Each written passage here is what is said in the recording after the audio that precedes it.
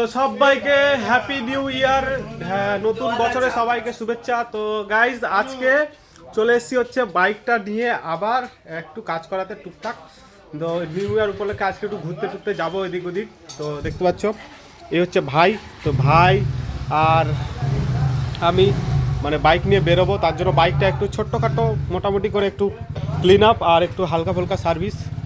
আর তোমাদের একটা জিনিস দেখা, এই যে দেখো R15-এর ডাবল স্ট্যান্ড প্রবলেম সলভ, দেখতে পাচ্ছ? এই যে দেখো, তোমায় দেখিয়ে দিই, এই যে দেখো চাকা ঘুরছে, চেনটা ক্লিন হলো, ঠিক আছে। আর এই যে দেখো সাইড স্ট্যান্ডে একটা ইট দিয়েছি, আর অপর প্রান্তে সাইলেন্সারের মানে নিচে জাস্ট নিচে এই যে এই জায়গায় একটা ইট দেওয়া।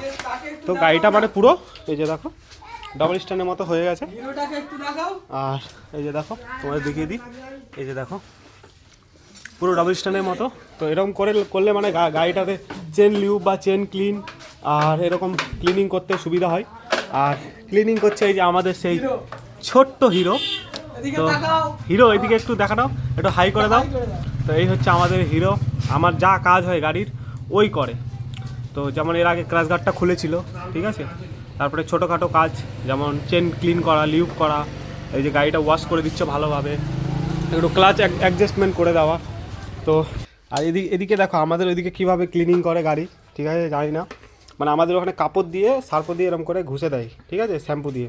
বাট এখানে দেখো এই যে ব্রাশ দিয়ে, পেন্ট ব্রাশ আছে, তো ওই পেন্ট ব্রাশ দিয়ে প্রত্যেকটা জায়গায় ডিটেলিংভাবে ক্লিনিং করা হয়। দেখতে পাচ্ছ কত সুন্দর ক্লিনিং করছে, এই যে দেখো প্রত্যেকটা জায়গায় পুরো ডিটেলিং। তো এরম ক্লিনিং কোথায় কোথায় হয় আমাকে বলবে একটু।